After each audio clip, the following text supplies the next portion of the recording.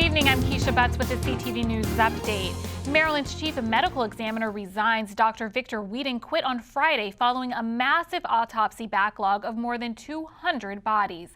Delegate Corral Resnick says Whedon's departure is disappointing, and his concern is that the office is understaffed. He also says there should be all hands on deck to address the pileup. They need to offer whatever financial incentive to whomever is able to do the work. They need to potentially bring people out of retirement if they're willing. They need to, this is just a suggestion, but they should be able to, strike a deal with the University of Maryland School of Medicine and the Johns Hopkins School of Medicine. See if there are any, people getting ready to graduate as doctors. The deputy medical examiner, Dr. Pamela Southall, will step in as interim chief medical examiner. Meantime, the family of a man who was paralyzed during an arrest in 2019 is suing Prince George's County for $75 million. According to the suit, Ward Blake, who was arrested for driving on a suspended license, was slammed to the sidewalk by police, suffering severe spinal damage. He died last year from injuries suffered in a separate shooting in 2020. The family is suing the county as well as Police Corporal Bryant Strong, who was later indicted on assault charges in connection with the Ward Blake incident. Attorneys allege their client's constitutional rights were violated. And in this instance, we're talking about the Fourth Amendment and the 14th Amendment right not to be subjected to unreasonable police force. That is exactly what happened in this case. DeMonte Ward Blake, in our view, and based on our allegations in the complaint, was viciously slammed on his face on the ground by this police officer in Prince George's County. He had his nose broken, several bones in his neck broken. His spinal cord was flattened to the point where he was declared a permanent virtual quadriplegic for the rest of his life. The suit was filed in U.S. District Court in Greenbelt. It seeks $75 million in damages. Bowie police are investigating an incident in which hate flyers were left in residential driveways. This is what they look like. Police say the flyers questioned the validity of COVID-19 and contained anti-Semitic language. Investigators say they were placed in plastic bags and weighed down with corn. It happened over the weekend along Crosswick Turn. Shortly after Bowie police gathered the flyers, they received word that the materials may have been put there by officers. But officials say a review of body-worn camera shows that not to be true. The problem is, as vile as it is, it still falls under free speech at this point. We are gathering intelligence to see if we can identify who did it or who was involved in it, so that if an incident does rise to a criminal charge, it will have some intelligence to start off with. We do have video of a white vehicle somewhere around the 3 a.m. mark going through areas of the city, throwing the items out of their window. That's about all I can really talk about at that point. Residents who received a flyer are being asked to call police at 240-544-5700. Investigators say an identical incident occurred on Sunday in Fairfax County, Virginia. Prince George's police have identified the victim in yesterday's fatal shooting in Landover. The victim is 18-year-old Karen Simpkins of the district. Officers responded to the 1400 block of Nally Terrace on Monday night. Police found Simpkins lying on the ground, suffering from gunshot wounds. He was pronounced dead on the scene. Police say the incident took place near John Carroll Elementary School. Meantime, police say Ernesto Gomez was fatally shot in a separate incident in Landover last Friday. Officers found Gomez outside on the 2500 block of Kenttown Place on February 18th. He was pronounced dead on the scene. Emergency crews worked to rescue a child stuck in a well yesterday. This was the scene yesterday afternoon in Mitchellville. According to officials, crews were called to the 4900 block of Enterprise Road for a rescue call. Emergency personnel found that a boy had fallen about 15 to 20 feet down a well. Technical rescue crews from several stations were ultimately able to get the child from the well. The boy was transported to a hospital with serious injuries, but is expected to be okay. A Prince George George's EMS crew has a small emergency of its own while out on a call. It was while the crew was inside a home tending to a person suffering from a medical emergency that the engine of their ambulance unit caught fire. It happened at about 9 o'clock last night in the 4600 block of 49th Avenue in College Park. Another EMS unit arrived to transport the adult. The fire was extinguished without injury. You're watching CTV News. I'm Keisha Butts. When we return, Patricia Vallone brings us the first of a 4-part series on Lakeland, a community in search of restorative justice. Stay tuned. COVID-19 is a severe lung infection.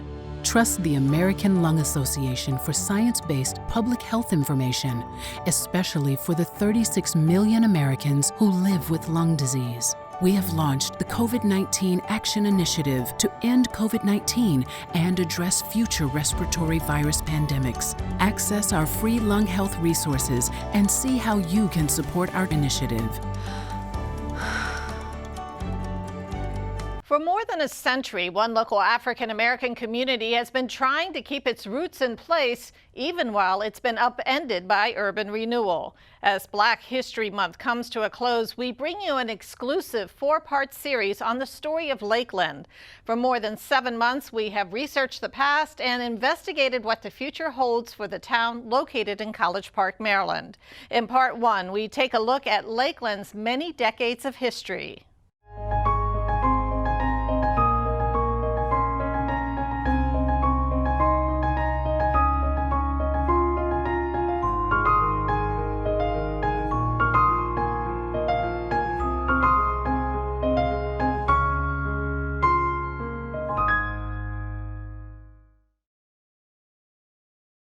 We were able to go in the morning and not come home until 6 or 7 o'clock at night, and we never left the community.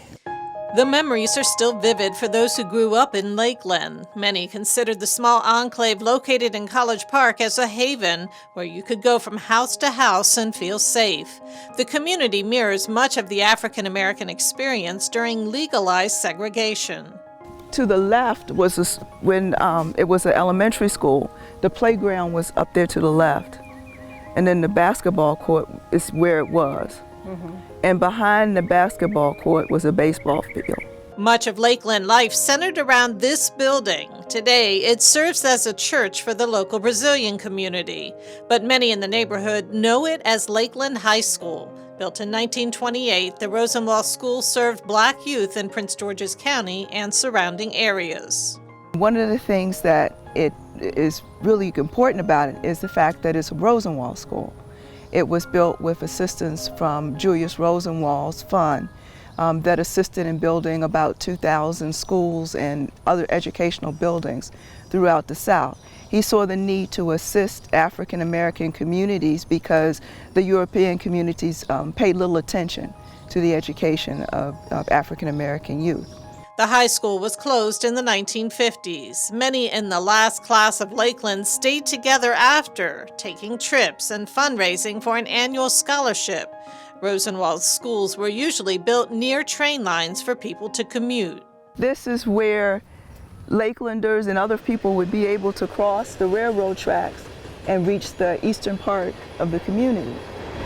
Back in the 1890s, Lakeland's original developer, Edwin Newman, recognized that this community would be served by a new trolley line. He created the community for whites and envisioned it surrounded by lakes. But environmental concerns and economic downturn caused a huge price reduction. Newman ultimately decided to lease and sell homes in the community to Blacks. There were ponds there for breeding fish, including goldfish, the Baltimore Goldfish Company, and there were homes. Some of the original homes of Lakeland were over on that side of the railroad track, as were our first schools. The original homes were built on what is now Lake Artemisia. You could often find youth ice skating on what was once smaller man-made lakes. There was another Rosenwald school built in 1903. Community members went back and forth between the east and west side of the tracks on a daily basis. These old homes that were sitting up here, these were some of Newman's original builds. This block is where Lake Artemisia natural area is now. And these were the homeowners at the time. We built tree houses and we built soap boxes and rope clams and so many different things that we did right here we swim in the creek. There wasn't a pool for us at that time, so most of the guys learned to swim in the branch here. But the idealized community was short-lived as entire blocks were wiped out by urban renewal and left vacant for 20 years before Lake Artemisia was created in the 1970s. And be sure to join us tomorrow at the same time as we take a look at how urban renewal upended the Lakeland community. Thanks, Patty. Stay right there. We'll have more news after the break. Right here, baby. Look. Uma. Noah. Something more than a birthday is happening here. Once you can see it, you can help. The sooner you recognize the signs of autism, the sooner you can make a lifetime of difference for your child. Start by answering a few simple questions at screenforautism.org. Thank you for staying with us. While calling it outrageous and an artifact of the past, a state group is backing legislation that would abolish debtors' prisons. As CTV reported, the Maryland Consumer Rights Coalition says between 2015 and 2017, Prince George's filed about 41 body attachments. That means people are being arrested and jailed for unpaid debts. In fact, in 2020, a Montgomery County woman was jailed over a dispute with her homeowners association.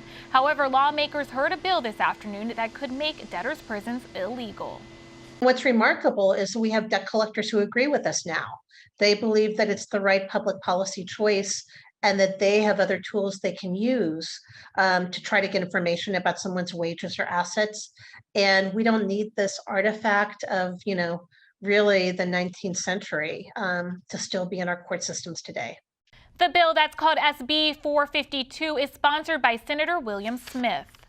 A Maryland lawmaker wants voters to decide if beer and wine should be sold in grocery stores across the state. Delegate Lily Chi of Montgomery County is the lead sponsor of House Bill 506. The bill would put forth a referendum to end the state's ban on beer and wine in grocery stores. However, in order to do this, the delegate is proposing an amendment to the state's constitution. Maryland voters would have the final say during the general election in November. The bill has been cross-filed in the Senate. Meantime, a new report shows that about 35% of the state's clean energy actually comes from dirty sources.